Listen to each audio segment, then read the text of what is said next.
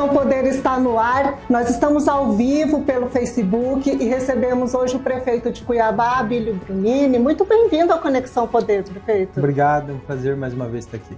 Bom, vamos começar, né, Ana, pelo assunto mais recente, a polêmica mais recente, né? Que quando a gente recebe a Abílio, já não é mais nem a pauta mais recente, é a polêmica mais recente. Qual que está sendo a bronca do senhor com os professores? Nenhuma, muito pelo contrário. Eu tenho cobrado resultados e isso tem gerado uma certa indignação. O que me preocupa não é os professores, é o sistema de educação do município de Cuiabá. Só para você ter ideia, nós estamos numa cidade que já figurou entre as 10 principais capitais na área de educação do Brasil. E hoje está em 20º lugar, 19º, 20º lugar entre as capitais. Se a gente falar de cidade, ela não está nem entre as 2.000 cidades melhores da educação. Então Cuiabá está muito mal. 50% das nossas crianças, elas saem do 5º ano para ir para a rede estadual sem saber ler, escrever e sem saber o básico de matemática. Então essa criança ela vai ter um desempenho horrível no ensino médio, né? E depois a chance dela entrar numa faculdade é muito baixa. Os próprios estudos mostram que 46% das nossas crianças elas não estão alfabetizadas na idade certa. Nós temos 62 mil alunos. 46% de 62 mil alunos é muita criança. Sim. Então, a minha preocupação é que sempre se discute a educação no ponto de vista de direitos, de benefícios. Temos que dar tal direito, tem que dar tal benefício, tem não sei o quê. Mas hoje o problema não é só essa questão. O problema não é aumentar o número de direitos ou o número de benefícios que vai transformar a educação de Cuiabá numa educação melhor. É que os profissionais da educação precisam se qualificar. O efeito colateral das crianças serem mal educadas no sentido de aprendizado também se demonstra na qualidade dos profissionais que ministram essa aula dentro de sala de aula. Você pegar uma sala de aula que tem 80% dos alunos sem saber ler e escrever e sem saber o básico de matemática e ela está no 5º ano, 80% do aluno, não dá para você dizer só que a culpa é do aluno. Você vai ter que observar que existem outros fatores aí comprometendo a capacidade de aprendizado. Então, quando o senhor diz sistema, seria em relação à formação continuada desses professores? Porque quando a gente pensa em sistema de ensino de educação, o sistema é muito parecido entre as cidades e algumas estão no topo e outras, né, como o senhor disse, essa preocupação em fazer Cuiabá avançar nesse ranking e, de fato, no aprendizado da criança. Então, seria na formação desse professor, na formação continuada, questão de metodologia? Correto. Olha só, o professor, eu sei que é uma vida profissional muito difícil, ter muitas crianças dentro de sala de aula, muito barulho, muita dificuldade. As crianças hoje estão mais aceleradas com TDAH, não é TDAH, mas elas estão mais aceleradas por causa das telas, dos celulares e tablets e etc. Mas mesmo que tenha todas essas dificuldades, falta um professor entender que ele não é um cuidador de criança, ele é professor. E existe uma diferença muito grande entre aquele profissional que se dedica muito para cuidar das crianças dentro da sala de aula e aquele profissional que se dedica muito a dar aula, a ensinar essas crianças. E isso tudo vem junto com a formação. O professor ele tem que se aperfeiçoar com as técnicas de ministrar dentro de sala de aula, de dominar a turma, de controle de crianças, no sentido de organizar. E isso tudo existe técnicas, isso tudo existe um aperfeiçoamento da sua capacidade. Então, Cuiabá estava falhando, prefeito? Cuiabá está falhando ainda. Ela não melhorou. Ela está melhorando, mas ainda não melhorou. Por que ainda não melhorou? Porque nós ainda estamos com problemas que muito se leva para a esfera política, mas que são problemas de pessoas. Não é só a gestão que ela é complicada, mas também as pessoas estão precisando se aperfeiçoar. Só para você ter ideia, muitos profissionais de educação, eles são formados, às vezes, em algumas faculdades que não estão atualizadas nas necessidades para que aquela pessoa entre na pedagogia da forma correta, que ela aplique seus métodos dentro de sala de aula na forma correta, de conseguir ter a atenção dos alunos para conseguir concentrar a ordem, estabelecer uma organização dentro de sala de aula. E você percebe que os indicadores, por exemplo, eles não são os mesmos da iniciativa privada. Por quê? Por que os indicadores da iniciativa privada apresentam resultados diferentes e o da pública ela apresenta um resultado muito mais deficitário? Sendo que na área pública nós gastamos em torno de R$ 1.400, R$ 1.500 por criança. Custa para o município de Cuiabá R$ 1.400, R$ 1.500 por criança. Enquanto na rede privada você vai encontrar aí matrículas de meio período, que nem a do município de Cuiabá, de R$ 900, de R$ 800, de R$ 1.000. É uma mensalidade considerável, né? R$ 1.500 por criança, né? Então, claro que tem escolas mais caras do que Sim. isso, é óbvio, mas existe uma média no município de Cuiabá que está entre R$ 800 e R$ 1.200 na iniciativa privada. E já na área pública, que é praticamente R$ 1 bilhão aplicado na Secretaria de Educação, nós temos uma série de dificuldades que não trazem resultados. E aí o que acontece? Você percebe que o sindicato e associações e outros interessantes, militantes partidários e políticos, eles tentam polarizar isso por eu ser um prefeito de direita e às vezes a pauta da educação é muito mais direcionada para uma mentalidade da ideologia da esquerda, mas eles confundem as coisas. Cobrar resultado não quer dizer que eu estou defendendo ou atacando o professor. Cobrar resultado significa as crianças que vão pagar esse preço. Imagina uma criança que está lá no Pascoal Ramos, no Osmar Cabral, no Novo Milênio, ou que esteja em qualquer outra região da nossa cidade. Essa criança não pode sonhar só em ser jogador de futebol para mudar de vida. Essa criança precisa ter que a família dela sonhe numa profissão diferente, sonhe numa vocação diferente. E se nós não investirmos melhor na educação, investirmos melhor, não é só investir mais, é investir melhor, aplicar melhor esses recursos. Se a gente não fizer isso, a consequência disso vai ser bem simples. As crianças não vão desenvolver bem no ensino médio, na educação estadual, elas não vão passar na Universidade Federal, e o pai vai ter que pagar a mensalidade de um FIES, e essa criança também, o jovem adulto, vai pagar FIES pro resto da vida na iniciativa privada. E no mercado de trabalho também não vai ter as mesmas oportunidades, né? Prefeito, o senhor citou, né? Sindicato, associação, esses diálogos que muitas vezes eles ficam extremados por conta de ideologia política. Então, hoje, 6 meses de gestão, foi possível em algum momento, com os profissionais da educação, estabelecer esse diálogo em um propósito comum? Assim, sair desse campo da polêmica, mas para questões práticas? Não é tão simples. A eleição acabou, a eleição de 2024 acabou, mas de todas as secretarias, a secretaria que talvez mais se envolveu na eleição no segundo turno foi a Secretaria de Educação. A gente tem inúmeros registros de professores que estiveram em reunião com Estopa e reunião com outros secretários e entraram de cabeça na campanha do Lúdio.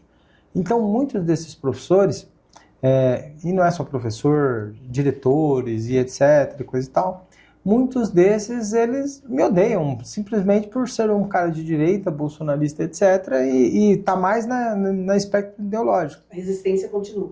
E não é que é uma resistência, nem nada disso, porque seria uma resistência se eles demonstrassem um bom desempenho no trabalho, aí eles demonstrariam que eles estão fazendo bem e a culpa é minha. Mas é o contrário, eles só enfraquecem a bandeira da educação.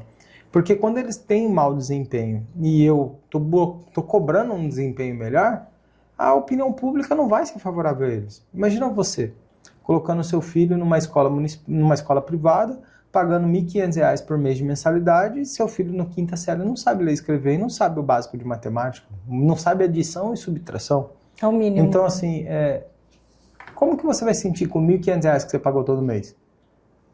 Entenda bem, o que eu estou cobrando é como um pai que cobra a escola do seu filho. Agora, os profissionais de educação, eles reclamam muito de mim. Eles falam, o Abílio mais uma vez atacando os professores, mais uma vez reclamando dos professores. Gente, se eu reclamo do médico, como eu reclamava em algumas questões, eu estou atacando o médico? Não, é o cara que aplica o sistema da medicina. Se eu reclamar do engenheiro por uma obra que está inadequada, eu estou reclamando da profissão do engenheiro? Não, eu estou reclamando daqueles profissionais que estão fazendo a questão da obra. E na área da educação, não é os professores de modo geral. Eu estou reclamando destes profissionais que estão com péssimo desempenho. E a gestão das escolas, a diretoria das escolas na gestão passada, comprometeu muito a infraestrutura. Eles receberam os recursos da administração escolar, que é aquele que repassa de 2 em 2 meses durante o ano passado, e esse recurso ele foi aplicado mal. Então você tem a maioria das escolas danificadas, precisando de manutenção, precisando de uma série de reparos, e eles receberam o recurso do ano passado. Esse ano, por exemplo, a aula atrasou 10 dias praticamente para começar, porque os profissionais que estavam administrando as escolas do ano passado pegaram o dinheiro do último bimestre, que deveria ser utilizado para reformar, arrumar a escola para o início do ano letivo, e usaram para outras finalidades. O senhor falando de escolas, fazendo um panorama das escolas em Cuiabá, teríamos um percentual de quantas escolas precisariam de reforma, de investimento em infraestrutura, prefeito? Olha, com exceção dos novos CMEIs e das novas escolas, todas as outras estão precisando. Praticamente umas 100 escolas. Nós temos aí muitas outras e em torno de 89, 90, quase 100 escolas a gente está precisando fazer reparo. O Amauri, que é o atual secretário, ele até chegou a falar, nós vamos precisar praticamente uns 100 milhões de reais aí só para manutenção e reforma em todas as escolas. Eu falei, olha, não temos caixa para isso. A realidade financeira do município de Cuiabá não é aquilo que se espera. E para piorar, no ano passado, a Prefeitura de Cuiabá gastou apenas 19% do seu orçamento com a educação. E a obrigação legal é de 25%. Então, imagina o quanto que isso compromete a todo o sistema de educação. E hoje, nós vamos ter que gastar os 25% nosso, que é obrigatório, mais a diferença que eles não aplicaram no ano passado, porque senão nós vamos ter consequências graves nos repasses do governo federal. Nós perdemos recursos do governo federal por não cumprir. Mas esse recurso está lá garantido? Não, esse que não foi utilizado, ele não foi não, mexido, torrou o dinheiro. Torrou o dinheiro, foi direcionado para outro lugar. Torrou o dinheiro. Nem pagar os funcionários da educação e nem da prefeitura como um todo não pagaram em dezembro. Então nós estamos tendo que arrancar do nosso orçamento de 2025 o recurso para complementar o orçamento de 2024 que eles não aplicaram da forma correta. Só para a gente concluir essa questão da educação, prefeito, o senhor colocou aqui a questão é o resultado do aprendizado dessas crianças que estão saindo aí sem o nível básico, digamos assim, né? As crianças do nível básico estão saindo sem o nível básico. E o senhor vai privatizar a educação em Cuiabá? Quero fazer isso. É possível? De que forma? Quero fazer isso. Hoje eu já estou estudando até mesmo as direções. Eu já estou fazendo uma análise. Em vez de eu partir para a gestão democrática, que seria aquele processo de processo seletivo, ou concurso, alguma coisa, ou eleição para poder escolher os diretores, eu estou querendo ver se é possível a gente colocar iniciativa privada para gerenciar todas as escolas. Na escolha dos diretores, isso? A parte pedagógica continua com a Secretaria de Educação. E aí a gente começa a focar mais na parte pedagógica. Mas a parte de alimentação, a parte de manutenção, a parte de gestão escolar do recurso que vem, aí a gente passar para a iniciativa privada. Mas, prefeito, tem algum modelo em algum lugar que São o senhor Paulo. viu e falou, nossa, isso aqui em Cuiabá daria certo? São Paulo. Está custando R$500 por aluno em São Paulo. Tá? Aí, a gente, além disso, a gente ficaria com as despesas de folha, que é dos servidores da educação. A gente ficaria com as despesas mais a parte de material pedagógico, essas coisas e tudo mais, e uma empresa terceirizada, aí a gente tem que elaborar a licitação e tudo mais, uma empresa terceirizada faria a parte da gestão escolar. Isso facilita muito a vida da gente. Só para você ter ideia, hoje tem as escolas filantrópicas no município de Cuiabá. Elas ganhavam R$250 por aluno no ano passado. A gente subiu para 350, agora 400, e vamos aumentar até chegar uns R$500 por aluno nas unidades filantrópicas. Os resultados estão melhores do que na nossa. A alternativa sempre foi muito boa, essa alternativa dos filantrópicos, né? E eles têm um resultado, na verdade, eu acho que sempre tiveram um resultado melhor. Eu me surpreendo, eles ganham menos que a rede pública, não ganham tão bem quanto a rede pública. Os profissionais das filantrópicas fazem praticamente por amor mesmo, porque o salário não é um dos melhores salários. E a renda dessas entidades filantrópicas é muito mais por outros parceiros que ajudam a financiar. E os resultados são muito melhores que o da rede pública diretamente gerida pelo município. Isso é uma prova que não é ganhar mais. Entenda, um professor de uma escola filantrópica ganha menos que o professor da escola municipal da rede pública de ensino de Cuiabá. E ele, muitas das vezes, está dando aula melhor do que aquele outro. Ele tem menos materiais. Agora que a gente está dando material didático, o kit escolar que a gente dá para a escola municipal, a gente está passando para as filantrópicas também. Agora que a gente está dando o mesmo uniforme para as filantrópicas também. Nos últimos tempos era apenas o valor por criança. E agora a gente está dando mais suporte porque a gente percebe que tem sido mais vantajoso para o município. Você falando em questão de, né, pagamento, valorização do profissional da educação, o secretário Alan Porto esteve aqui conosco e disse que Mato Grosso é o segundo estado que no Brasil melhor paga seus professores. Cuiabá no cenário de Mato Grosso, como que o senhor avalia? É um dos que melhor paga também. Também? Também é um dos que melhor paga. Tanto que nosso processo seletivo, ele é um dos mais procurados. Agora que o Estado começou a competir com a gente na procura, mas ele não competia. Até pouco tempo atrás, o governo do Estado de Mato Grosso não pagava tão bem quanto o município de Cuiabá paga. Agora, claro que para quem trabalha, nunca vai ser o suficiente. Se estiver pagando 10 mil, vai falar, olha, não está ganhando igual um vereador, que é 25, e vai sempre ser essa guerra. Só que, entenda bem, existe mais benefícios e direitos na rede pública do que na rede privada. Na rede privada, por exemplo, as crianças, durante o recesso de 15 dias, elas continuam indo na escolinha, porque os pais, eles trabalham. Então, às vezes é a escolinha de férias que eles chamam. Eles ficam em colônia de férias, né? Mas é na mesma escolinha. Só que não é o professor que às vezes está ali ministrando aula, e são outras pessoas trabalhando e cuidando, e a criança continua tendo. Vai ser criativo, né? Eu quero colocar isso aqui em Cuiabá. Colocar colônia de férias? Quero sim. Você acha que não vai enfrentar uma outra resistência? Eu já estou enfrentando faz hora, então... Porque a gente já teve aquela polêmica da questão dos feriados, né? Que o senhor colocou, no próximo ano em diante não vai emendar feriado, não vai ter feriadão. Eu quero o seguinte, eu quero que as pessoas entendam que a educação no município de Cuiabá, privada e pública, tem que ter a mesma qualidade e tem que ter as mesmas características. A pública, ela era para ser melhor. Se ela é mais cara, ela tinha que ser melhor. Qual rede de escola no município de Cuiabá recebe R$1 bilhão de orçamento para administrar? Qual? Não existe. Se Cuiabá fosse uma empresa, ela seria a maior empresa vocacionada de educação dentro do município. Agora, é inadmissível, num estado como o nosso, de 142 municípios, sabendo que a maioria dos municípios são pobres, a maioria dos municípios de Cuiabá do Mato Grosso são pobres, e a gente configurar o 79º lugar. Em 79 de 142. Imagina, não dá para pensar que seja assim. Sim. Os municípios do agro, eles estão configurando os top. E não é nem por questão de ter mais dinheiro aplicado. Não, é porque os caras que moram nesses municípios cobram mais o resultado da educação. O próprio Piveta, que hoje é governador, ele foi um dos caras que mais cobrou o resultado na educação do município de Lucas do Rio Verde. E hoje você vê que é uma das referências. Lucas, Nova Mutum, são cidades que têm uma cobrança muito grande sobre a qualidade de ensino. Tem lugares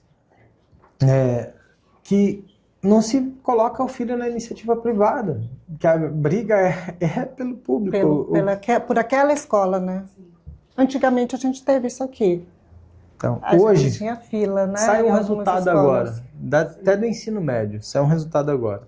Entre as 10 escolas do Mato Grosso, entre as 10 melhores escolas do Mato Grosso no ensino médio, só uma é pública, que é o IFMT. De 10 escolas do ensino médio, só uma é pública do IFMT. Aí alguém fala, mas como? E ela não está em primeiro, né? Não está em primeiro, está em 10º. Então, mas como? É a matéria-prima. A criança que chega numa escola privada, ela veio evoluindo de escolas privadas e poucas são as que são da escola pública e vai entrando na escola privada. Geralmente, ela foi provocada aí na escola privada, por falta de vaga no ensino público, por uma série de consequências ou por opção dos pais. Opções com condições financeiras, sim, claro. Agora, a pública, por que o ensino médio da escola pública não se configura entre as 10? E se você pegar as 20, você vai ver em quais posições e quais escolas consegue configurar entre as 20 melhores do estado do Mato Grosso. Não tem justificativa, a não ser a má aplicação do método de ensino. Mudar a forma como faz a gestão. Não é só a gestão. A aplicação das aulas. A gente primeiro precisa fazer um convencimento do profissional. Porque na iniciativa privada, se o profissional ele oferece mau desempenho dentro da sala de aula, se troca o profissional. Você tem um professor lá que não está te ensinando, não está ensinando seu filho, 80% da sala não sabe o básico de matemática ou de língua portuguesa. E o professor é o responsável por essa finalidade. ele não está dando atenção às crianças, ele está sempre emburrado, sempre mal-humorado indo para a escola. As crianças estão lá brincando ou brigando dentro da sala de aula, ele não está mais nem aí com as crianças, ele já está estressado, ele não tem mais prazer em fazer isso. O que a iniciativa privada faz?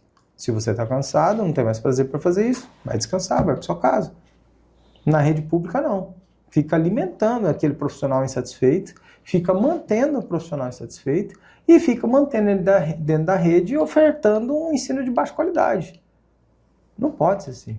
O senhor colocou que vai responder processo administrativo. Com certeza. O professor que não ofertar tiver bons resultados. desempenhos.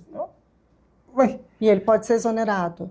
O processo administrativo que vai dizer se ele fez isso intencional, se ele não tem mais interesse.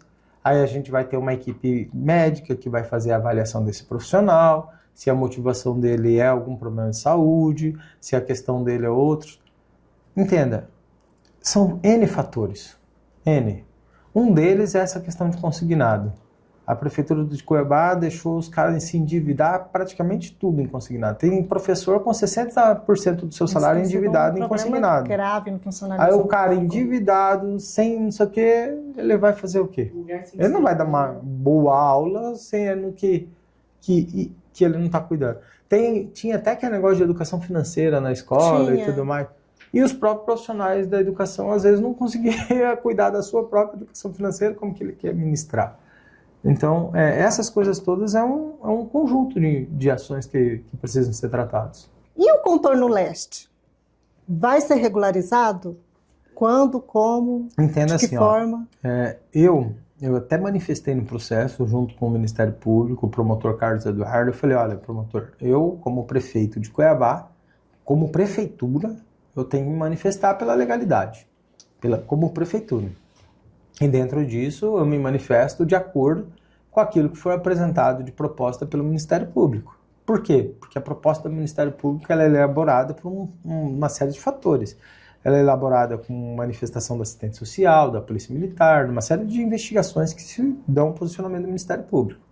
Agora, eu, não só agente político, como cidadão, eu não fico feliz em ver a remoção de tantas famílias daquele lugar, principalmente com uma cidade que tem um déficit habitacional de mais de 40 mil pessoas.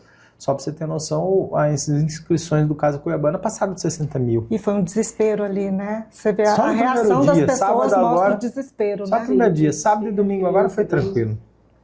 Sábado e domingo não tinha quase ninguém, a gente fez plantão, primeiro sábado e domingo de plantão não tinha quase ninguém. O desespero é só na hora que abre. Lançou, já vai acabar as vagas, já tem que chegar logo, tem que chegar né? primeiro. Para garantir, né? Se chegar depois, mesmo dentro do prazo. Então, isso é um problema da educação também. O pessoal cresce e não sabe interpretar texto, né? Tá falando que vai até o dia 19 de setembro, e o pessoal achando que era 19 de julho, não leu setembro.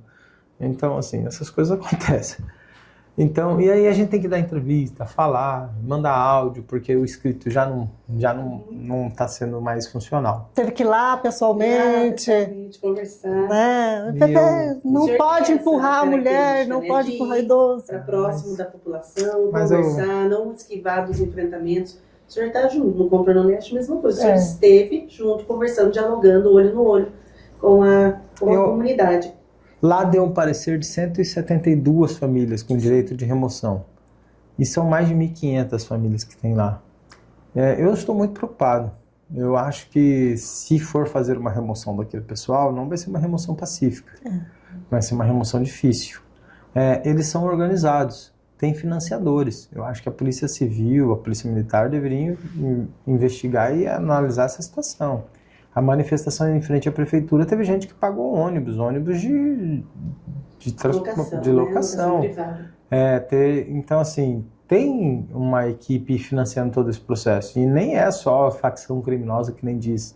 É facção de político mesmo. Tem político envolvido nesse processo que estão financiando esse processo todo. Agora, cabe à polícia fazer essas investigações e tudo mais. Agora, quando você tem um aglomerado de ocupações, com financiadores, subsidiada, com apoio político, e que vira uma certa militância desse processo, você percebe que o Lula, por exemplo, veio em Primavera do Leste, eles foram lá com os caminhões e carregaram esse pessoal todo para ir lá no evento do Lula. Então você vê que isso é estruturado, é organizado. na hora que você for fazer uma remoção vai dar um problema. E eu não temo pelo infrator que deve ser, aquele irregular que deve ser penalizado. Mas eu temo pelas crianças, que não tem nada a ver com isso. Eu temo porque geralmente eles colocam as crianças na frente. Eu temo pelos idosos, eu temo pelo trauma que vai se causar. Imagina você um garotinho de 10, 11 anos vendo a sua mãe ou seu pai enfrentando polícia e tudo mais por um direito à moradia. É uma situação delicada. Que possa ocorrer morte. Eu sou uma pessoa de direita, sou uma pessoa conservadora, não concordo com invasão de propriedade, não acho justo o que aconteceu lá, não acho certo a perda da vida do senhor, que era o dono daquela propriedade, e eu acredito que deve se cobrar com todo rigor a justiça em cima daqueles que o fizeram. Agora, eu não posso querer que seja aplicado uma regra generalizada em cima de todos, sabendo que é muito difícil de separar o joio do trigo numa situação daquela ali. Então, eu peço tempo, né? Eu pedi tempo, se é que der. Quais os próximos passos em relação ao contorno leste? Cara, assim, o meu desejo, e é o que eu já estou fazendo, é procurar uma nova área que a prefeitura possa comprar essa área e doar essa área para uma parte daquelas pessoas que assim foram permissivas. E negociar com os proprietários também, talvez uma área que seja feita para isso. Não estou mais concordando assim, em eles permanecer na mesma área.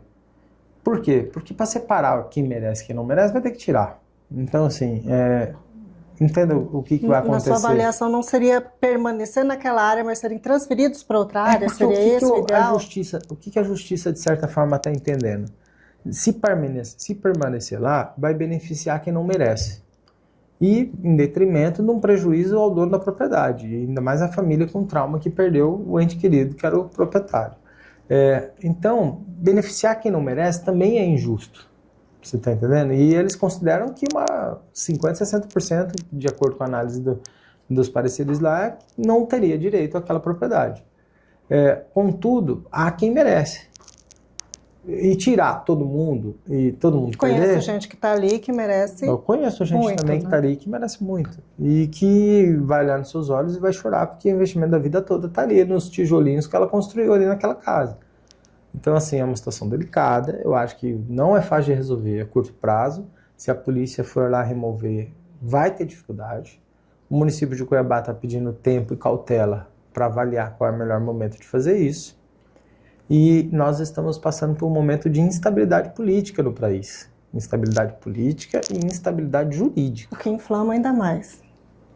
Imagina o Poder Judiciário local, junto com a polícia, decide tomar uma decisão e depois um outro ente federativo entra nesse processo e interfere e rompe toda a autoridade desse processo.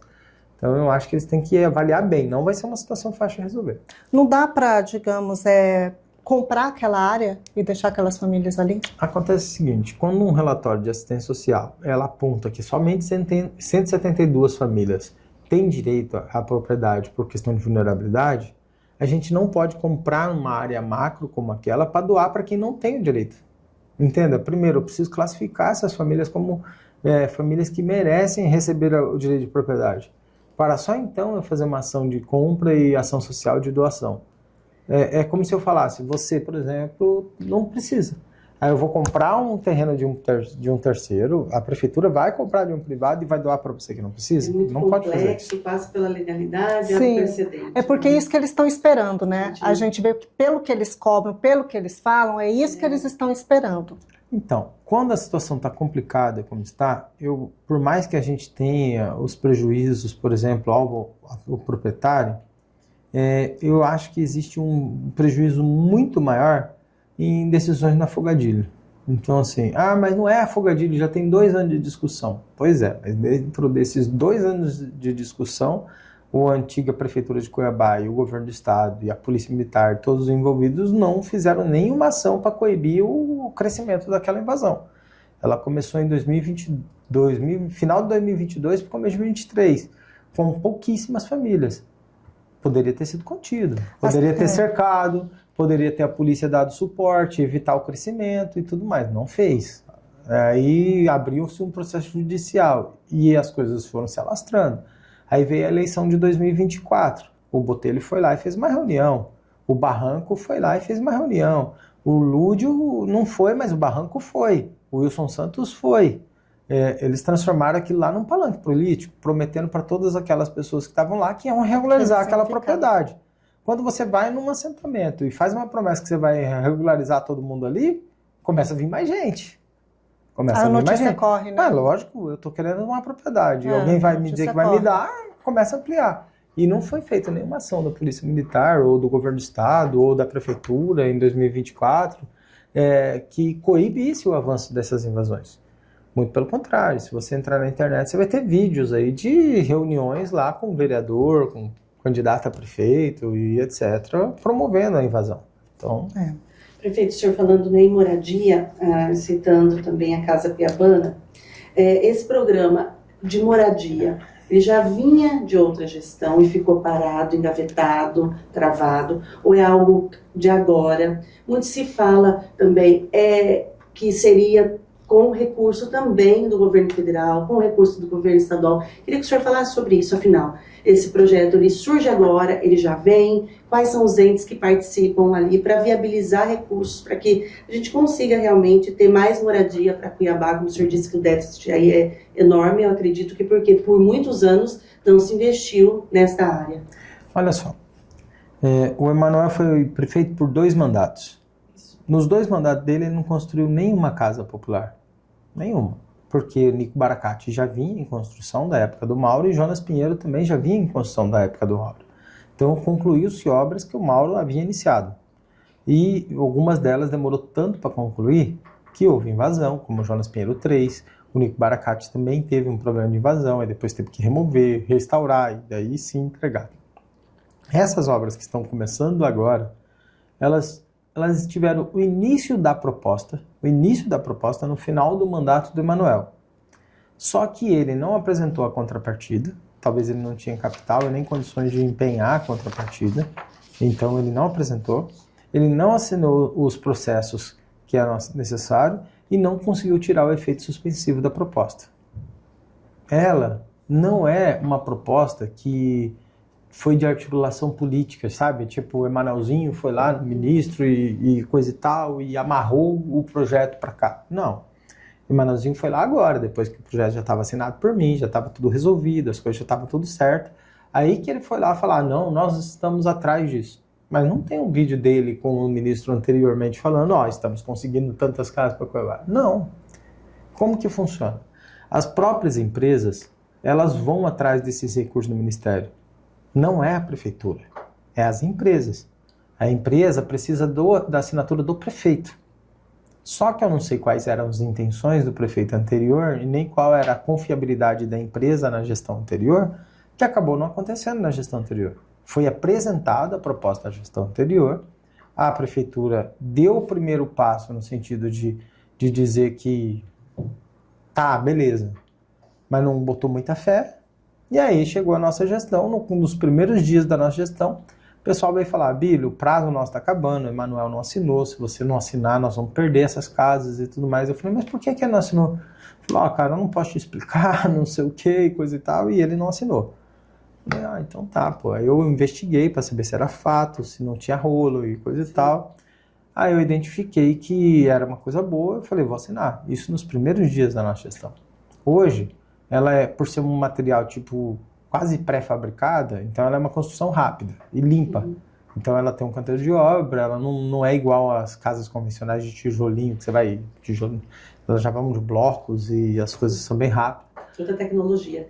Lá no Jardim Comodoro, é um lugar, tipo apartamento, aí depois vai ter uma outra que vai ser construída no Tijucal e tem mais 2 conjuntos habitacionais que vão ser construídos lá pro lado do Pedra 90. Tipo Colinas lá de Várzea Grande, prefeito, que são prédios. Eu não conheci o Colinas de Várzea Grande, eu não sei te dizer. Então, o que acontece? O governo federal, e não é o governo federal, não é o Lula, não é nada disso. A Caixa Econômica, ela tem um recurso para isso. O que ela precisa é que empresas comprovem a capacidade de execução, porque a empresa faz e a Caixa dá depois dela já ter feito, e que a prefeitura demonstre a capacidade da contrapartida. Algumas contrapartidas são de 20%, que é infraestrutura de asfalto, água, rede elétrica e uma série de coisas. E nós conseguimos comprovar isso no início da nossa gestão. Eu cheguei com o Bucic e falei, Bucic, vamos tirar uma parte do nosso orçamento para fazer esse projeto acontecer? No começo, nós estávamos tudo ferrado, endividado e tal, mas eu falei, cara, é necessário. Aí o Bucic falou, beleza, mas vamos ter problema, vai faltar dinheiro. Eu falei, não, vamos organizar porque isso é prioridade. E aí foi 6 meses, e aí a obra começou a avançar, e agora está saindo bem, e aí as coisas começam a aparecer gente querendo ser o pai da coisa. Para mim... O filho bonito. Não tem problema. Mas, na verdade, quem é o verdadeiro responsável para isso tudo dar certo são as empresas, que se dedicaram em buscar os caminhos da pedra em Brasília e na Caixa Econômica, e a prefeitura na capacidade de dar a contrapartida. O recurso é do governo federal? Sim, é da Caixa Econômica, é o recurso da Caixa Econômica, de BNDES, de programas que existem lá, e a gente às vezes não consegue captar por falta de projeto, falta de iniciativa. Agora a gente captou. Inclusive, nesse projeto agora do novo PAC, nós elaboramos os projetos, nós corremos atrás no começo da nossa gestão, apresentamos um monte de projeto lá, e do estado de Mato Grosso, a nossa gestão foi a que mais conseguiu elaborar em curto espaço de tempo os projetos e colocar tudo lá. Então nós vamos captar novos projetos do novo PAC. E não foi articulação política do deputado A, ou B, ou C. Não, se você fizer o passo a passo, Questão técnica. tecnicamente com a sua equipe, você vai captar. Não, ele tem lá um recurso próprio para isso. Uhum. Só que se você não souber fazer o processo, não adianta ter articulação política. O Cuiabá está aberto, tem que receber essas parcerias, receber esses recursos. Quando a gente pensa em parceria, prefeito, nós tivemos recentemente uma dificuldade da gestão anterior com o governo do estado, né? A parceria mesmo, que muitas vezes fortalece e auxilia. Como está a gestão, a sua gestão, nesse diálogo com o governo do estado? Essa parceria está acontecendo? Tá, sim. Entenda assim, ó, existe a parte política e a parte técnica, tá? Eu, quando fui deputado em Brasília, a gente descobriu em Brasília que se você falasse com o corpo técnico dos ministérios, você não precisava falar com o ministro. Porque o corpo técnico do ministério ia falar, gente, isso é tão automático que você apresenta, ele é analisado e é aprovado. O direito existe, né? O direito está Você está entendendo? Então, a falar com o ministro é quando você não está fazendo o trem muito bem certo, aí você pede para o ministro dar um jeitinho de fazer o trem andar. Mas, infelizmente, é isso lá em Brasília. Eu, por exemplo, não falei com nenhum ministro, nem falava com eles. Mas eu tinha uma equipe dentro do meu gabinete que fazia um bom relacionamento com a parte técnica dos ministérios. E é o que a gente... Hoje, por exemplo, eu já estou me organizando para ir lá quinta-feira. A gente parece que foi notificado que desabilitaram 2 serviços na saúde, né? Desabilitou o SER, Centro de Especialidade e Reabilitação, lá, se eu não me engano, do Clochepó, né? Foi desabilitado por questões de problema da gestão passada. E foi desabilitado também, houve um efeito suspensivo da hemodiálise, né? Isso também das questões de prestação de contas do ano passado. Aí eu vou lá quinta-feira agora para ver se a gente tem alguma parte técnica que a gente pode fazer para reverter ou se a gente vai ter que iniciar um novo processo de habilitação. Mas isso tudo por questões de prestação de contas, por questões de funcionamento inadequado. Entenda, se você não fizer a parte técnica da forma correta, não adianta ir para a parte política. Não adianta. Tanto é que a gestão anterior tinha um ótimo relacionamento político em Brasília e não faz a parte técnica. O Manelzinho é vice-líder do Lula. Por que ele não fez isso? 2 anos do governo Lula. Quantas casas Minha Vida foi construída aqui? Uma pergunta que o pessoal faz. Por que você está chamando de Casa Cuiabana e não de Minha Casa Minha Vida? Primeiro, o Casa Cuiabana, ele não é um programa que vai buscar recursos só do Minha Casa Minha Vida. Não é só isso. Nós teremos doação de loteamentos públicos. Nem tudo vai ser casa. Nem tudo vai ser recurso da Caixa Econômica. Nós vamos fazer parcelamento do solo e doar terrenos. Uhum. Nós vamos pegar num bairro, por exemplo, 40 lotes e vamos dar 40 lotes naquele bairro, 50 lotes no outro. Não precisa ser doação de 300 lotes um do lado do outro. A gente pode fragmentar e usar os espaços da cidade que tem várias áreas vazias. E doando terreno, as mesmas pessoas que vão lá no contorno leste e estão se virando para construir, elas vão conseguir construir em outro lugar. É porque vai ser doado, não vai ser vendido. Ela vai ganhar um terreno para ela fazer. Então nós vamos investir em loteamentos públicos e com zero receita do governo federal. O governo federal não dá um centavo para você doar um terreno para a população. Ele te ajuda a construir a casa, mas para doar o terreno não ajuda. Nós teremos parcerias público-privado para a faixa 2, e aí também não tem muito a ver com o governo federal, é mais com a iniciativa privada que tem que aportar o recurso para depois ela vender. Teremos parceria com o Ser Família do estado de Mato Grosso, que é o Ser Família Habitação. Então, essas parcerias, elas ultrapassam um único programa do governo federal. Então, São várias iniciativas. Por isso a gente decidiu optar pelo nome Casa Cuiabana, porque não é só ações com o governo federal, são várias ações. Prefeito, aproveitando que o senhor comentou agora, você falou agora há pouco sobre saúde também, como é que ficou essa questão dos atestados? Os médicos estão proibidos de dar atestado? Não. O que virou isso? Porque o comentário que corre é os médicos estão proibidos de dar atestado. O senhor recebeu várias críticas por causa disso. Como é que ficou? Qual que é essa orientação? Houve um milagre muito significativo de muitas pessoas sendo curadas na segunda e terça-feira, e isso ajudou a desenvolver uma saúde melhor para a população. Diminuiu muito as pessoas que vão à UPA buscando atestado. O que nós pedimos? A classificação melhor identificada, porque se a pessoa não apresenta nenhum sintoma, nada, e ali na própria triagem você percebe que existe uma certa suspeição daquela pessoa, ela vai para a classificação azul. Antes não classificava como azul, só classificava como verde.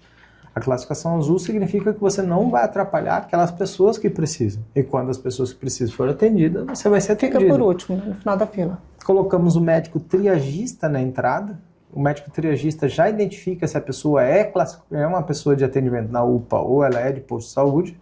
E aí, se é de posto de saúde, ele já encaminha para o posto de saúde. E nós colocamos uma orientação aos profissionais médicos que eles agissem conforme preconiza o Conselho Regional de Medicina e conforme preconiza o Código de Ética da Atividade Médica e dê atestado àqueles que precisam, certo? A pessoa compareceu na UPA, ela vai ter atestado? Não, ela vai ter uma comprovação de comparecimento. E a partir do momento que a gente trouxe isso para a internet, o cara vai lá, pega um atestado de comparecimento e vai para o trabalho numa segunda-feira, o próprio patrão já olha para ele e fala: ô irmão, eu vi o vídeo da Bíblia, você não vai querer me enganar com isso daí, que não vai dar certo. Teve um efeito didático o vídeo do senhor, no sentido de Os próprios patrões, eles chegam e falam: manda a foto da UPA aí, deixa eu ver se você está na UPA. Porque a pessoa enganava muito. E não é a maioria dos trabalhadores do município de Cuiabá. Nós não podemos generalizar. O município de Cuiabá, as pessoas trabalham muito e gostam muito de trabalhar. Só que existe uma pequena parcela que enche a cara no final de semana e buscava um atestado para segunda-feira. E isso diminuiu muito. E se a gente não combater isso, fica ruim de atrair novos investimentos para Cuiabá. O cara vai abrir uma empresa em Cuiabá, sendo que toda segunda-feira, terça-feira vai faltar funcionário. Mas o atestado não está proibido. Quem está doente vai receber o seu merecido atestado. Quem está de fato doente, identificado de fato pelo médico e que há uma necessidade do próprio médico avaliar e definir que a pessoa precisa de um atestado, ele vai dar. Agora, quem está só enchendo linguiça e vai lá só para poder ganhar um atestado, esse daí vai ser frustrado. É só para falar: fulano esteve aqui durante o período da tarde, do dia tal e só. E só vai falar quantas horas ele ficou lá e fala: pode voltar a trabalhar. Ó, você esteve aqui de tal hora, se você não foi trabalhar antes dessa hora, a culpa é sua. Se você não for trabalhar depois desse horário que você esteve aqui, também o problema é seu. Apenas dar proteção àquela pessoa que esteve lá, o período que ela esteve lá, entendeu? Ontem mesmo eu fui almoçar no Bodeguita, por exemplo, não sei se você sabe onde famoso é. Bodeguita. É uma delícia. Então, eu fui almoçar lá, o cara tava se virando, ele falou: pô, Bílio, de novo, ó, segunda-feira seguida que o cara falta e depois vem me apresentar um atestado. Irmão. Ele foi na UPA? Não, dizem que estão indo na UPA de VG, né? Me falaram que... Ai, meu Deus do céu! Me falaram que estão indo lá. Flávia! Me falaram que estão indo lá, mas aqui não tá conseguindo, não. O povo de VG. O povo de VG, prefeito. Prefeito, o Centro Médico Infantil, como tá? Centro Médico Infantil está quase concluído. É um sonho, né? Uma realização de um sonho. Olha, para mim o que me motivou muito foi uma situação. No começo da nossa gestão, teve aquele garotinho Anthony, que teve um problema no campo de futebol. Ele gostava de ser jogador de futebol, estava treinando e tal, e parece que teve um aneurisma muito grave. E quando ele faleceu, ele foi na UPA, e na UPA o atendimento disse que não foi dos melhores, e a situação estava bem triste e tudo mais, e por mais que seja inevitável, e o óbito aconteceria de toda forma, porque era uma questão súbita e muito traumática, infelizmente. Alguns casos, por mais que a medicina esteja avançada aí, vai tentar salvar, mas infelizmente em alguns casos não tem como. Eu fui no velório do Anthony, que foi na casa dele, num bairro simples, uma rua sem asfalto, sem nada, e um monte de criancinha lá, e a mãe dele olhando nos meus olhos, chorando, indignada, que o médico da UPA não atendeu bem ela, e não atendeu bem o filho dela. Então foi 2 traumas, ele perdeu o filho e as condições com que ela perdeu o filho. Eu prometi para ela que eu ia arrumar um jeito da gente fazer um lugar adequado para ter um atendimento mais digno para as crianças. E assim, o Abílio de hoje, por ser pai de 2 crianças, tudo quanto é coisa que envolve criança, eu mexe muito comigo. E aí eu fui lá e falei, cara, isso não vai mais ser assim. Aí com as inúmeras ameaças da Santa Casa fechar, e a gente sabe que a Santa Casa hoje é um dos melhores lugares na rede pública para atendimento de crianças, sim, eu falei, nós vamos ter que abrir um lugar, nós não podemos deixar um lugar referência como a Santa Casa fechar e não ter um lugar para isso. E já tinha, desde o período da intervenção, a intenção de fazer naquele espaço um local de atendimento infantil. Não estava muito configurado se seria um pronto atendimento ou se seria um espaço ambulatorial e tudo mais, estava numa fase ainda de definição. O Emanuel parou mais ou menos essa obra, ele não avançou muito, não sei se por falta de recurso, não sei se porque não queria fazer uma coisa que o governo tinha iniciado e tal. A gente chegou, olhou o projeto, remodelei o projeto bastante, mudei as características dele, trouxe uma característica mais de UPA, no sentido de pronto atendimento. Criamos 3 níveis de classificação verde, amarela e vermelha, no sentido de sala verde, 10 pacientes sala verde, 10 pacientes para sala amarela, 10 pacientes na sala vermelha, que é tipo uma semi-UTI, a sala vermelha. Colocamos mais 10 ou 12 pacientes na sala de medicação, uma recepção ampla lá para poder atender o máximo possível, e 10 consultórios de pronto atendimento de pediatria infantil com pediatra em 24 horas por dia. E aí colocamos saúde bucal para infantil 24 horas e colocamos ortopedistas ali também 24 horas, e vai ter raio-x, ressonância, ultrassonografia, tomografia, tudo. Então vai ser um lugar resolutivo. Com quem procurar lá será atendido com tempo acelerado, com profissionais de alta qualidade e com resultado ótimo. E quando fica pronto, prefeito? Então, já era para estar pronto.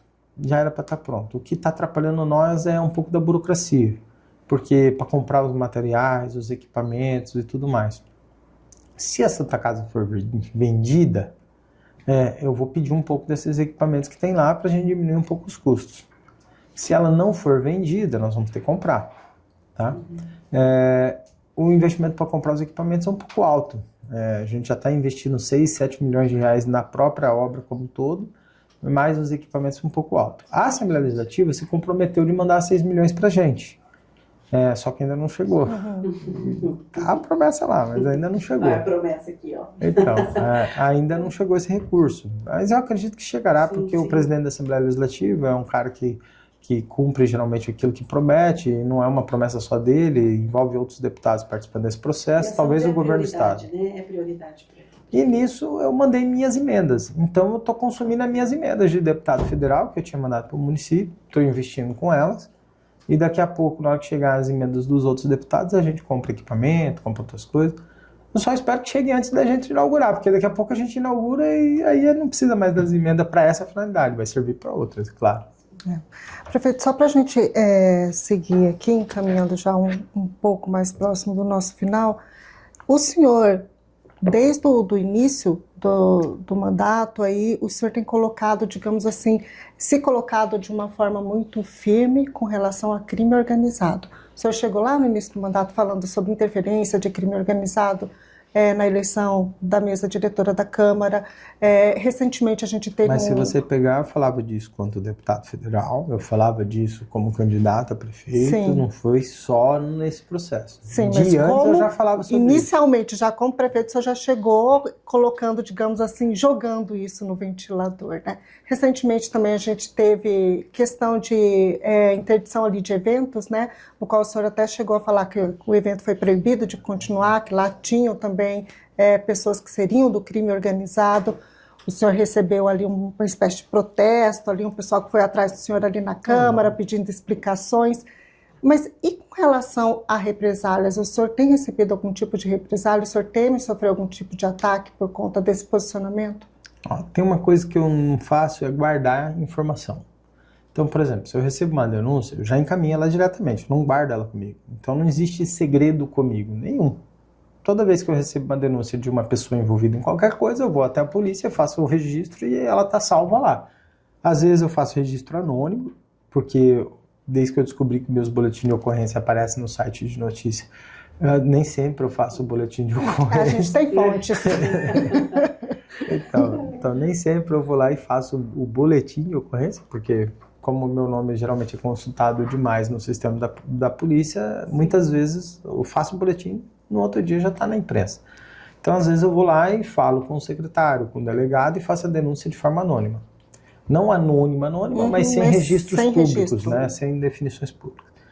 E passo todas aquelas denúncias que eu tenho. Então, sobre a Câmara, quando teve no início da discussão, eu passei para eles uma hora apura, minhas denúncias assim, elas fazem depois, sei lá, quando aparece. Segue a investigação, né? Passou por... A polícia é assim, ela é mais silenciosa do que... O político ele é mais barulhento, né? Mas a polícia é mais silenciosa. Então, a denúncia que deu aí o Chico, eu só fiz há 2 anos atrás, 1 ano e meio, 2 anos atrás. Eu nem lembrava mais dessa denúncia. Ela foi acontecer agora.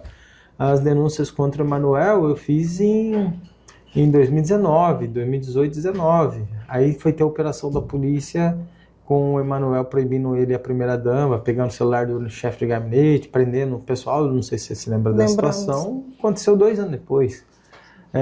Algumas foram rápidas, como o caso da do Ruark, porque eram os flagrantes tão declarados como estavam, e outras demandam de investigação. A gente fez muita denúncia. E nesses casos de facção também. Então, existe ameaça? Existe. Mas eu não fico mais me vitimizando, sabe? Eu não vou para a internet, não falo, fui ameaçado. Eu não faço isso. Eu recebo a denúncia, eu já ligo para o delegado e falo, recebi denúncia assim, assim, assim, e pronto.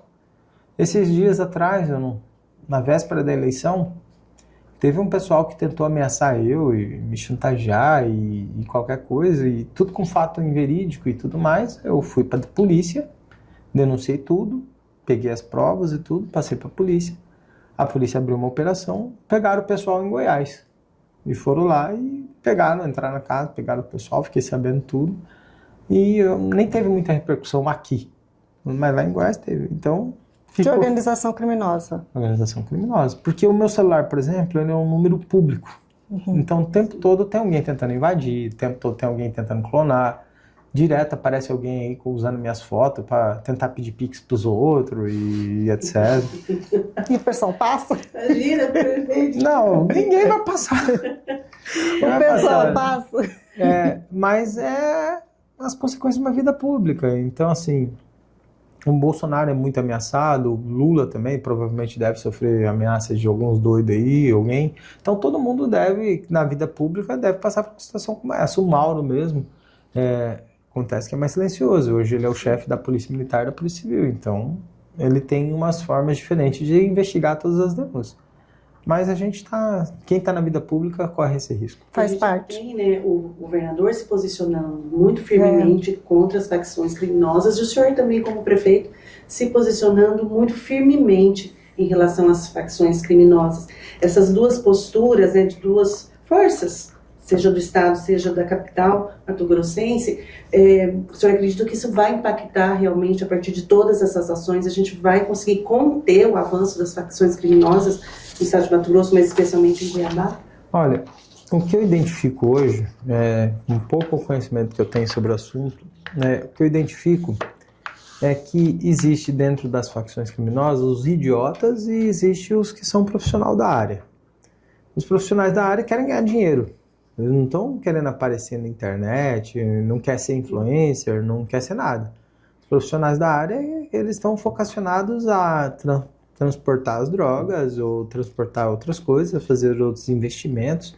Esses caras, os profissionais da área, eles estão comprando terras do agro, eles estão investindo em soja, eles estão diversificando as suas aplicações, fazendo linha de transporte aéreo. Então os caras estão lá investindo na área de Sorriso, por exemplo, que é uma rota de transporte aéreo onde eles nas fazendas fazem os pousos, o levantamento de pouso para transportar as drogas. Eles estão organizados aqui, morando em Alphaville e etc., em condomínios de alto padrão, onde eles fazem cota para cada um comprar a droga que vai ser distribuída na cidade. E existem os idiotas que risca a sobrancelha, que corta a sobrancelha, que se identifica falando que é faccionado e etc., e acha que essa imagem agrega algum tipo de valor para eles na periferia ou em algum lugar da cidade, e quer ser influencer com coisas bobas e perdem a vida cedo e morrem com 17, 18, 19 anos em alguma confusão, algum conflito ali.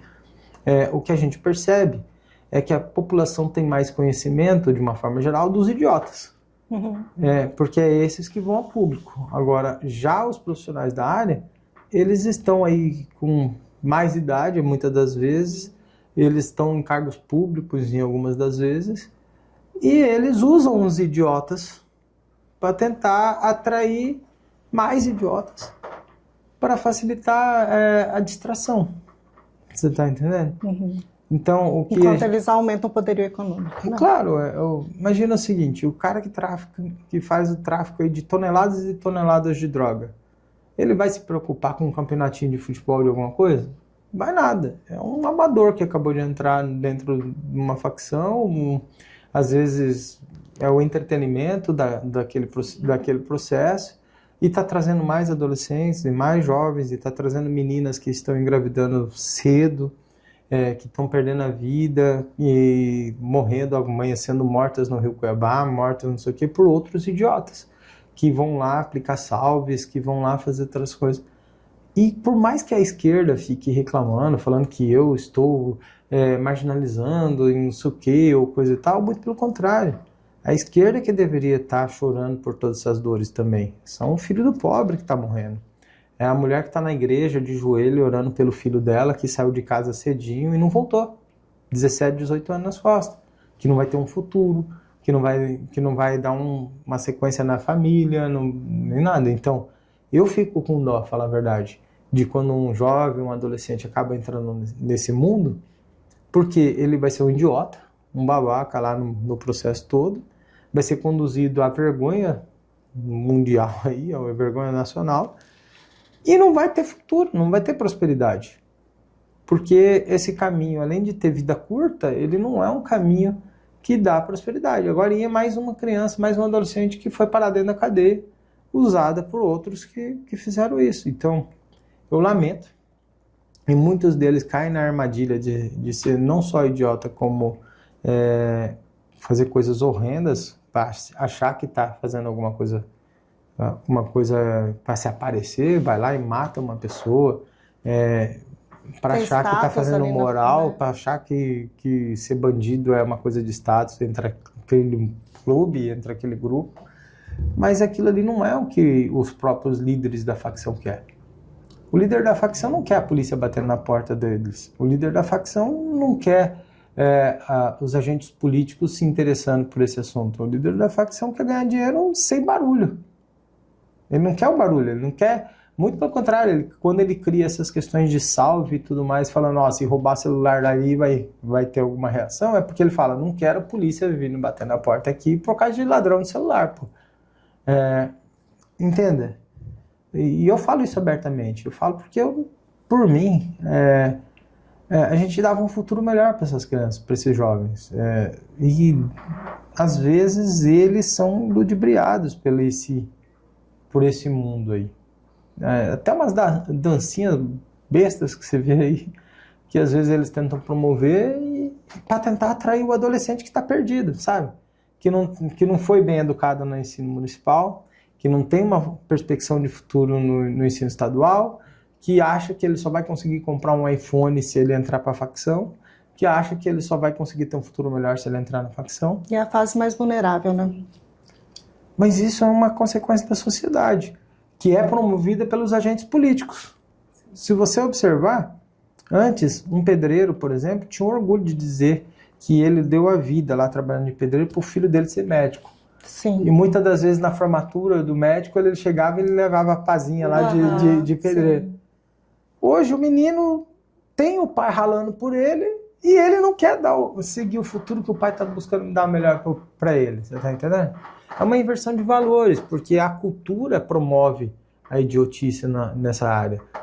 Vai lá, defende o faccionado, pinte seu cabelo de vermelho, vai lá e seja estúpido e ainda usa sua rede social para você se promover. Eles são tão burros que eles tiram a foto segurando o dinheiro e põem no Instagram. Se incriminam. Eles criam prova para eles mesmos. E aí volta, prefeito, que a gente começou a entrevista, né, nesse fortalecimento da rede educacional daquelas crianças, no fortalecimento da assistência social no município. Estruturar as famílias. Família, de desenvolvimento, de emprego, de capacitação para os jovens. E a gente queria falar um pouquinho de política. Eu imaginei que todos os assuntos anteriores eram toda essa conversinha, no que de fato você estava. A gente vai conversar primeiro com o lado de Samanta. Nós tivemos aqui a oportunidade de entrevistá-la. Ela é muito mais inteligente que eu, né? Olha, fala a verdade. Uma conversa muito gostosa. A gente foi mais de 1 hora de bate-papo. A gente falou sobre muitos projetos e essa preocupação desse olhar feminino mesmo, né? Para crianças autistas, para a questão das vulnerabilidades, para as mulheres.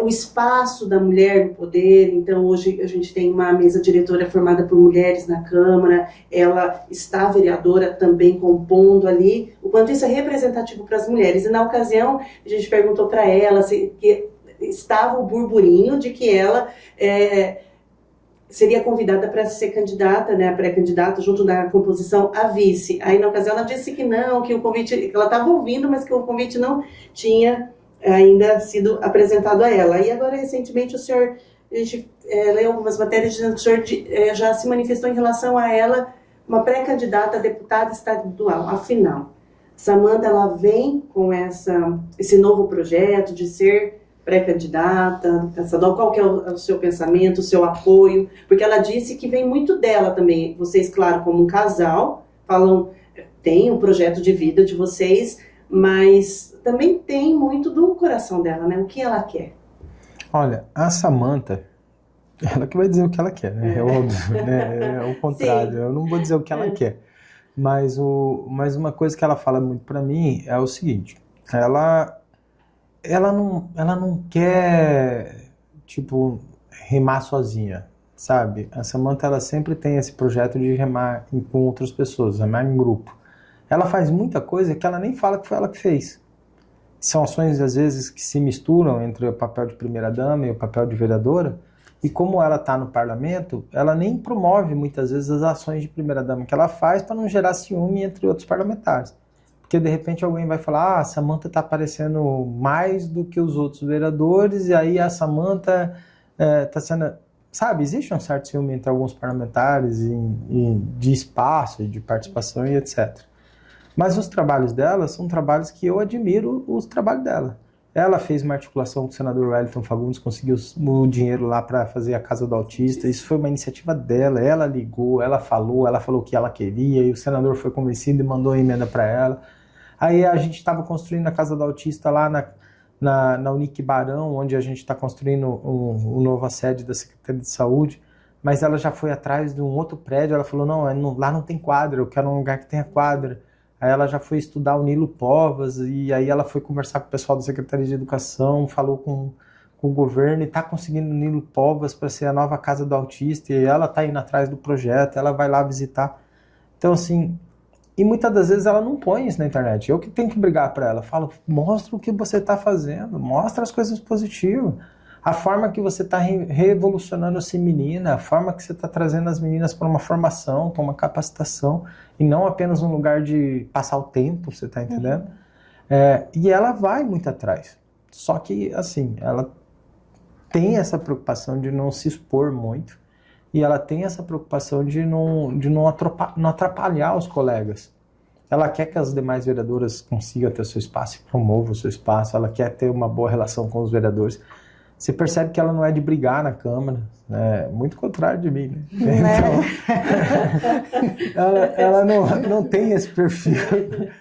Eu falo para ela, olha, eu sei que você não gosta de brigar, mas às vezes dá uma respostinha lá, ela fala, não, eu não vou perder tempo com esse cara não e tal. E é muito mais madura do que eu, muito mais sábia. Resolve melhor. Ela não dá palanque pros caras. O Jefferson às vezes vai lá e fala uma asneira, ela tá nem aí. E quando ela responde, eu falo, sai da frente quando ela responde. Porque a resposta dela não é uma resposta agressiva, ofensiva, nem mal educada, mas com inteligência ela responde à altura. Firme. Teve um único conflito que ela teve com o Antero, foi uma única resposta que ela deu para o Antero. E a resposta dela, eu achei que foi uma resposta muito inteligente, muito plausível. E ela, às vezes, ela não entra em muitas pautas, ela fala, não, eu não vou perder tempo com essa pauta. Tipo, o Emanuel foi lá na Câmara, ela nem foi. Falou, eu vou dar atenção para o Emanuel, não vou me envolver nisso. E isso é da sabedoria dela. E talvez seja também do perfil feminino, mas a gente percebe que existem outros políticos que são femininos que têm posturas diferentes. Então, eu não vou generalizar, mas eu falo que isso é uma qualidade dela. Sobre o fato de ir para federal, estadual, vice-governador ou etc. Claro que existem opções várias, e isso é muito bom quando uma pessoa que está no meio político existe opções para ela. Só que, assim, algumas dessas características, ela tem analisado como ela pode nos ajudar. E como ela pode ajudar Cuiabá sem prejudicar a nossa família. Então, assim, imagina assim, ela seria uma excelente deputada federal? Não tenho dúvida. Tem dúvida, um perfil muito parecido com o da Amália, que ajudou bastante a gente no Congresso Nacional, um perfil de enfrentamento, posições firmes, você vê que ela, mesmo sendo primeira-dama, ela se posiciona na questão política entre esquerda e direita, ela se posiciona sobre a opinião política dela sobre o governo federal. Então, assim, ela poderia ser tranquilamente uma deputada federal que representaria Mato Grosso, mandaria muitos recursos para nós. Eu mandei 80 milhões de reais por ano para o estado de Mato Grosso. Ela mandaria com tranquilidade 80 milhões de reais por ano. Só que ela ainda não tomou essa decisão se seria uma candidata a deputada federal. Em Brasília, os deputados, o próprio partido nosso, poxa, torce para ela querer ser uma deputada federal. Torce, deseja muito, porque é um perfil que a gente precisa manter. Só que isso não está no projeto dela. A parte da Assembleia Legislativa, ela entende haver uma necessidade para ela e para o nosso município de ter uma melhor representatividade na Assembleia Legislativa. Nós temos na Baixada Cuiabana poucos representantes. E a eleição do ano que vem está demonstrando que nós ainda teremos poucos representantes. Porque a gente já não vê grandes players no município de Cuiabá vocacionados à ascensão à Assembleia Legislativa. A gente tem alguns deputados que são daqui, como o caso do Diego, do Faisal, por exemplo, do Eliseu, que são deputados mais aqui da nossa área, mas nós temos ainda a carência de, dentro de 24 deputados, ter uma representação, uma fatia de representação maior e melhor qualificada, por significar que nós estamos na maior cidade do estado de Mato Grosso, maior densidade populacional. Então, e a Assembleia pode nos ajudar? Pode. Se a gente tiver pelo menos uns 8 votos na Assembleia Legislativa, pelo menos uns 8, a gente já pode começar a discutir a reversão daqueles 100 milhões de reais por ano que a gente perdeu com aquela lei do ICMS. Sim. Olha só como a Assembleia é importante para nós. Não é só uma questão de deputado estadual, federal, não sei o quê. Não, cada um tem um problema a resolver. Nós temos um problema na saúde de Cuiabá, que é a gestão plena, e o repasse do Estado na gestão plena do município de Cuiabá é muito ínfima perto das nossas responsabilidades. Eu, muitas vezes, desejo romper a gestão plena. Eu falo, não quero mais ser gestão plena. O Estado cuide da sua responsabilidade de média e alta complexidade, que a gente vai cuidar da saúde primária, e o governo federal que se vire com a parte dele também. Aí cada um fica com seus entes. Agora, nós ficamos com todas as responsabilidades, média, alta complexidade, atenção primária, atenção especializada e tudo mais, e a regulação de todos os serviços da média e alta complexidade está ligada ao Estado. É ele que diz quem que vai ser atendido e nós que bancamos toda essa conta, e o repasse que é feito para nós é muito menor. Então, ter deputados que briguem por essas bandeiras também é importante. Então, eu sei que nós temos um problema nacional e eu sei que nós temos um problema estadual. E ter uma pessoa, imagina, a Samantha na Assembleia Legislativa, mediando esse conflito com o governo do Estado, e o prefeito da capital também tem boa articulação com o governo do Estado, significa que nós vamos ter uma parte da Assembleia e o município com melhores condições de discussão com o governo do Estado sobre esse tema. O peso seria bem maior, então. É melhor, porque o que eu vejo muitas vezes é que alguns deputados do nosso município, eles não enfrentam os problemas que a gente precisa enfrentar. Você tem o Lúdio hoje, por exemplo, na Comissão de Saúde da Assembleia Legislativa, mas essa parte do orçamento do município de Cuiabá, que é deficitário, eu não vejo cobrar. Então, assim, entenda, é importante a gente ter uma revisão sobre isso. Além disso, se ela vai ser vice ou não do Otaviano, a gente tem plena convicção que o PL terá candidatura própria. Então não é uma discussão que cabe a gente fazer. Eu percebo o seguinte, que o governo do Estado ele tem o seu projeto político e o PL tem o seu projeto político. Se esses dois projetos políticos vão conseguir se convergir lá na frente, não tenho a menor ideia. O cenário político nacional está caótico, está imprevisível. Não dá para saber quem vai ser o candidato a presidente do ano que vem, por mais que nós desejamos que seja o Jair Bolsonaro, mas a gente não tem um cenário de estabilidade política. E no estado de Mato Grosso também. A probabilidade até de aparecer um novo player aí, ela existe. Porque nenhum dos candidatos eles estão ainda estabilizados. Eles têm apoio dos seus grupos políticos, mas o apoio do grupo político não significa que é garantia de um processo eleitoral. Tanto é a eleição de 2024.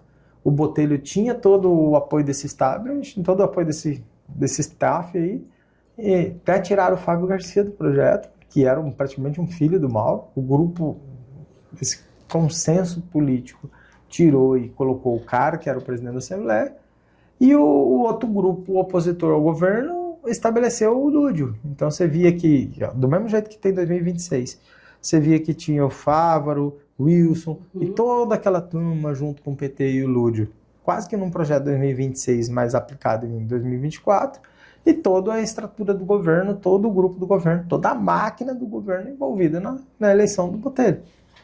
E estava o Abílio lá, com o PL, o Novo, um pedaço do DC, porque fragmentaram ele já no primeiro turno, e o PRTB, que são partidos assim que não tem tempo de televisão, não tem fundo, não tem nada. São partidos que vieram para somar com a gente, mas não tinha condições nenhuma de igualar com União Brasil, PP, MDB, Republicanos e todas aquelas bancadas. Eu tinha, no primeiro turno, quase 2 minutos, 1 minuto e pouco de tempo de televisão, o outro tinha 5 minutos. Então, assim, isso demonstra que para 2026 não basta ter só uma grande aliança política.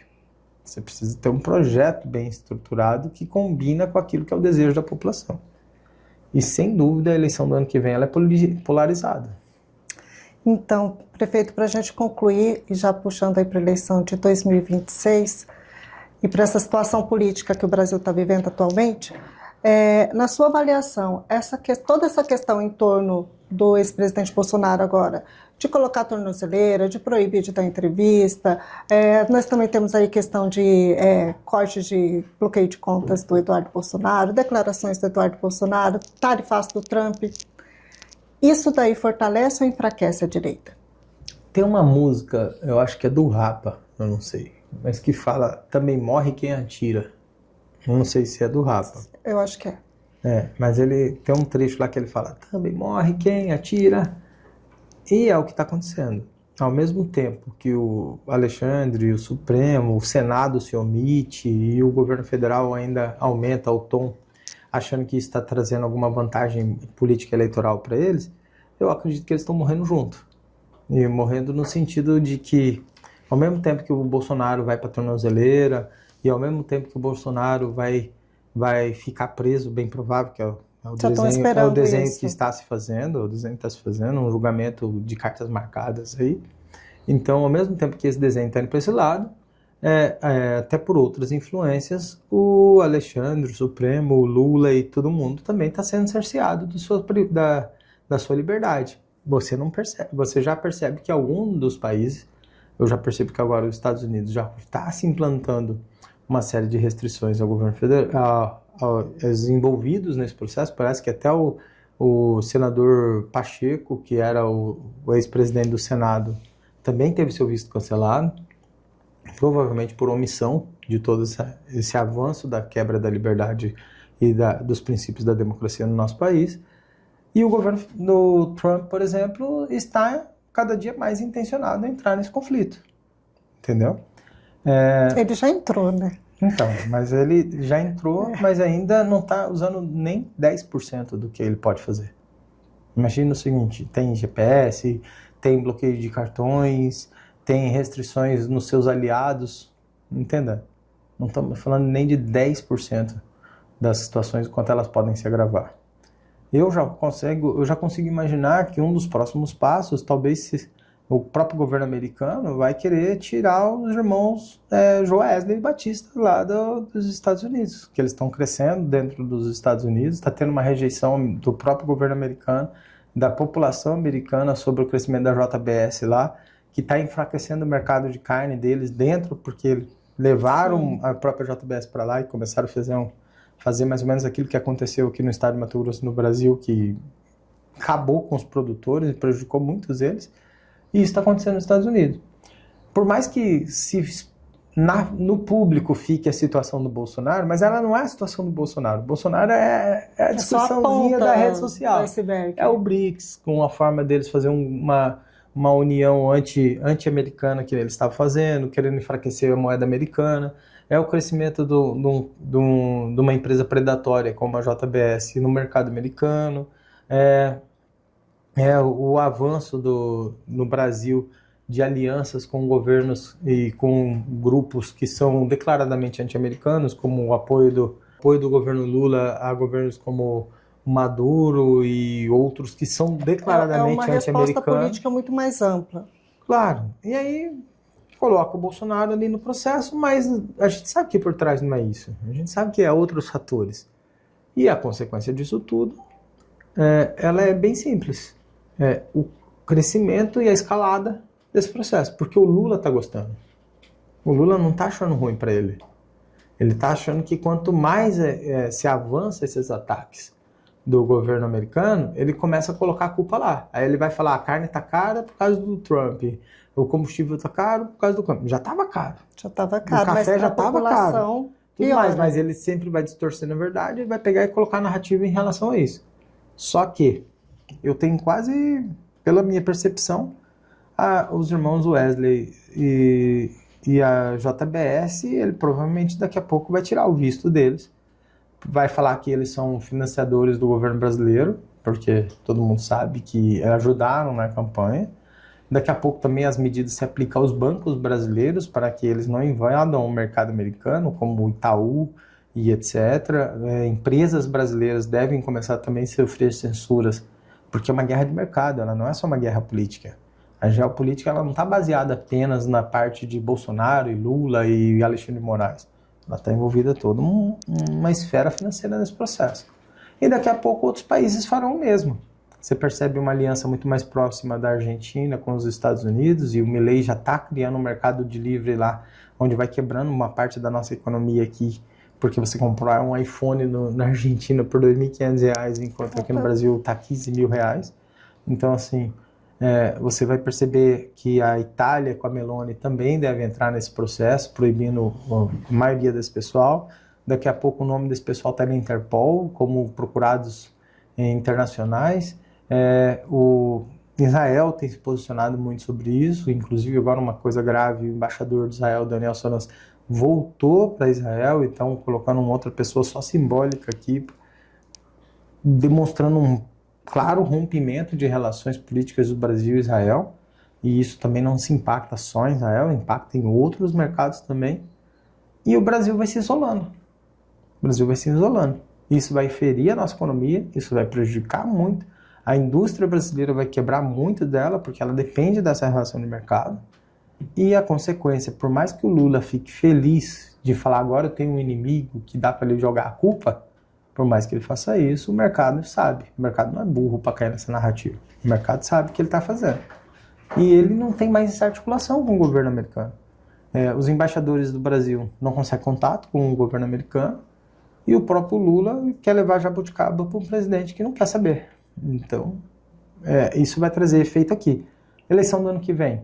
O senador que não apoiar algumas medidas da direita não ganha no estado de Mato Grosso. Em outros lugares também. Hoje eu não vejo mais Jaime voltando para o Senado, Margarete Busetti voltando para o Senado, Fávaro voltando para o Senado. Esses caras esquecem, não volta mais. E na eleição do ano que vem, não aspira a nenhum mandato. Fávaro, Busetti, Jaime, esses caras não ganham. O Fávaro talvez tenha uma pequena probabilidade se ele vier para deputado federal. Se ele vier para Senado, ele não ganha. E você vai perceber que vai ter dificuldades no projeto político do ano que vem. Enquanto o governo do Estado, ele vai acabar sendo cobrado num posicionamento mais à direita, principalmente por se tratar de Estado de Mato Grosso, do que um posicionamento de centro. Uhum. E só uma polêmica que eu queria aproveitar aqui o seu espaço para falar. Eu, por exemplo, como prefeito, não tenho a menor intenção de receber esse grupo. Se o Lula vier aqui, não vou receber. Não vai ter nenhuma cerimônia na prefeitura. Mas e das casas que você vai entregar? Eu não entrego com o evento deles. Eu entrego direto na chave, tá na mão de cada um lá. Não faço cerimônia, não faço Sem nada. cerimônia Entrego, não faço sem institucional. nada.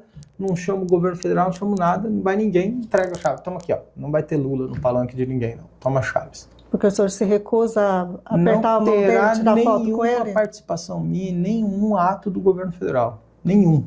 Ele não adianta querer fazer nada agora à véspera da eleição. Não terá minha participação em nada. Mas ele vai vir em Vargas Grande. O problema deles lá. Aqui, o Lula e o governo Lula não tem participação de nada. Deputados que apoiam o governo Lula não tem participação de nada. Vereador que apoia o governo Lula não tem participação de nada. Mas por que você vai tomar uma posição como essa?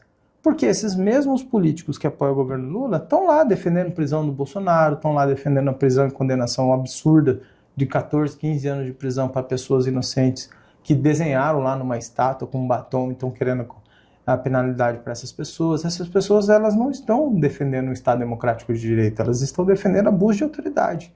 Eu não tenho interesse de ter um relacionamento com pessoas que estão com um posicionamento tão contrário àquilo que é o justo. Eu não estou falando da população, eu estou falando de agente político.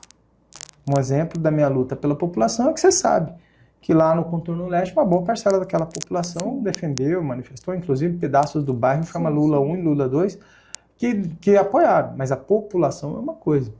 Eu atendo à população. A população, eu não olho para a classe partidária, para quem ela votou, nem nada, o povo. Agora, os agentes políticos, não tem nem a intenção de me aproximar deles. E a questão 2026 presidencialmente? Sim, presidente... Porque o Bolsonaro preso, que está se desenhando para que fique preso, ele ficaria fora. E a direita viria ter um resultado melhor do que a esquerda? Eu falo para você, a direita estará unida em nome de um candidato a presidente. Seja a Michele, seja o Tarcísio, seja qualquer um nome que for, a direita estará unida. Claro que a direita vai trabalhar todos os dias até o último minuto para que o nome a candidato a presidente seja o presidente Jair Bolsonaro, porque não existe uma eleição democrática respeitando o aspecto legal total sem a participação do Bolsonaro nesse processo. Por quê? Porque qual foi o crime dele que impede ele de ser candidato a presidente no ano que vem? Não existe. Existe um processo de um sistema fazendo uma perseguição política para tirar ele do processo eleitoral. Mas ele não cometeu crime algum que o tirasse do processo eleitoral. Atos do 8 de janeiro ele não estava aqui. Nenhum documento, nenhuma prova, nenhuma testemunha conseguiu comprovar qualquer vínculo dele a qualquer atividade ilegal que o impedisse de participar da eleição. Hoje estão ameaçando prender ele por ter dado entrevista. O Lula deu entrevista na cadeia. O Marcola deu entrevista na cadeia. Marcola, líder de facção criminosa, deu entrevista na cadeia. A maioria dos pessoal da Lava Jato e tudo mais deu entrevista na cadeia. Agora o Bolsonaro, que não está na cadeia, ele estava numa tornozeleira, ele estava no Congresso, passando por lá. O jornalista pergunta, não pode dar entrevista? E ainda você vê uma parte da imprensa aplaudindo isso, como se isso fosse normal num espaço de democracia, num país democrático. Isso não acontece. E, infelizmente, a gente vê o crescimento desses abusos de autoridade no nosso país e a consequência vai, sim, estar na eleição de 2026. Aí volta aquela parte da música do Rapa. Também morre quem atira. É um O tiro, abuso que eles estão fazendo está matando eles também. é um tiro no pé da esquerda, digamos assim. Cara, em vez deles se preocupar com outras coisas que eles precisam melhorar, eles foram preocupar em tentar matar os seus opositores políticos. Isso não dá certo em lugar nenhum. A Venezuela, ela está lá num regime de ditadura, perseguindo e tentando matar todos os seus opositores. Isso não está fazendo a Venezuela um país melhor. Muito pelo contrário, até os índios, o Arauz, estão vindo para cá. Até os índios estão vindo para cá. Está lotado de A fome, a pobreza, a miséria. E você percebe o Brasil defendendo isso. Eu via hoje uns vídeos da cidade de Salvador, parecia Cuba. A cidade destruída, favelada, pobre, o povo passando dificuldade. Poxa, cara, olha aí. É o nosso país que está entrando no nível desse. Se as pessoas não se importam, e muitos dos que não se importam estão aqui, no Mato Grosso. E claro que a nossa realidade aqui no Mato Grosso é um pouco diferente. A gente percebe que tem muita vaga de emprego. No interior, por exemplo, tem que importar gente para trabalhar, porque não tem mão de obra no interior. Em Cuiabá, se você andar no centro da cidade, tem cartaz de contrato assim, em tudo quanto é lugar. Tem espaço para trabalhar. Porque nós vivemos numa ilha chamada Mato Grosso, é praticamente outro país. Mais de 1.000 vagas no Cine hoje anunciadas, então tem. Tem vaga, tem. Mas uma parcela não quer se candidatar a essa vaga. Porque o salário está lá entre R$ 1.500, salário mínimo, R$ 1.500, R$ 1.600, vai com o Bolsa Família e mais algumas outras ajudas, a pessoa faz isso e a outra parte ela trabalha de entregador, trabalha de outras coisas, outros bicos, não quer trabalhar na mão de obra, no emprego, entendeu? Então, essa é a realidade do país. Satisfeita, Ana? A gente tem assunto para ficar dias. Vamos né, ficar mais quantas horas aqui? Já foi quanto tempo de entrevista? Faz isso. A gente fez umas 3 horas de entrevista. 1 hora e meia? Prefeito, obrigada pela sua entrevista ao Conexão Poder, sempre muito bem-vindo. Ficou presente da casa para o senhor. Volte mais vezes. Obrigado, valeu. Obrigado. Tá certo. Obrigada a todo mundo que nos acompanhou até aqui.